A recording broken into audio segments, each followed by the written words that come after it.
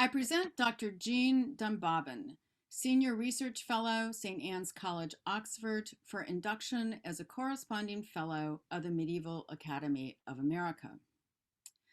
Dr. Dunbabin, since launching your academic career in 1965 with an Oxford University doctoral thesis on ethical problems as discussed by masters of arts and theologians in the 13th century universities, you have exceeded the abilities of the scholars whom you studied, mastering in 5 monographs and numerous insightful articles the fields of medieval political and ethical thought, political practice, political and religious biography, and cultural exchange.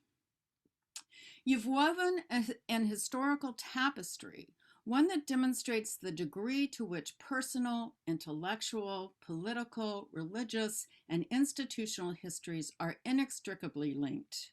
You've brought new insight into the study of every century from the 9th to the 15th, of nearly every region of France, and indeed of much of Western Europe. Your early articles on ideas about government and ethics demonstrated that academics were not the only thinkers in the period, that even women had important things to say.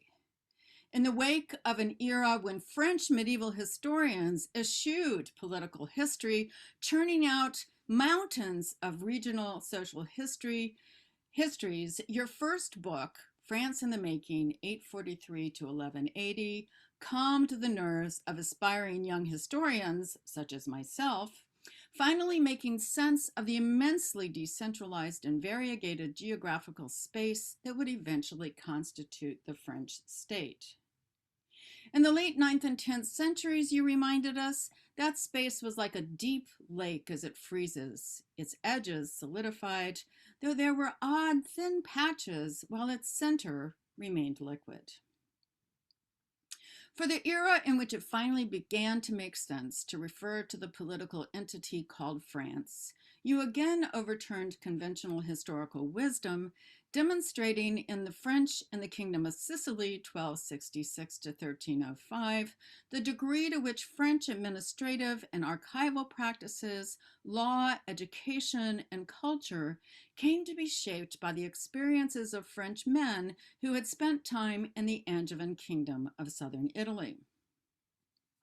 Hardly content with the rich insights to be found in French and Italian archives and manuscripts, you expanded your field of inquiry in captivity and imprisonment in medieval Europe, 1000 to 1300, to include Iberia, England, and the German Empire. Here again, you provided new perspectives on state building, tracing a loose and uneven evolution of prisons and their purposes.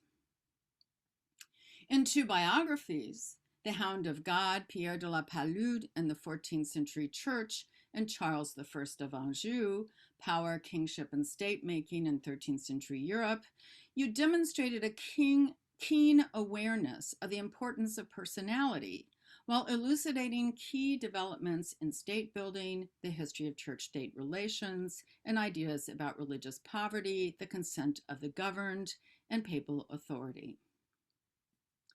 Your research has taken you far and wide, and it has earned you a membership at the Institute for Advanced Study in Princeton, an election as Fellow of the Royal Historical Society and the British Academy. Nevertheless, you have remained loyal to your roots.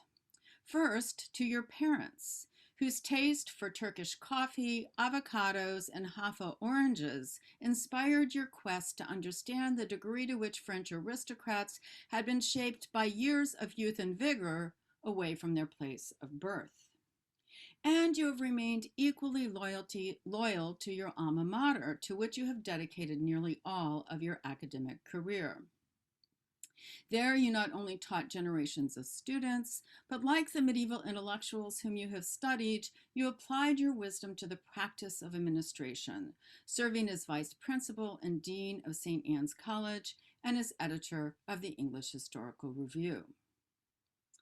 Dr. Dunbabin, would that our youth and vigor could spirit you now into our presence, but such desires must await fulfillment in another time, when we hope You will have the opportunity to add your signature to the Book of Fellows of the Medieval Academy of America.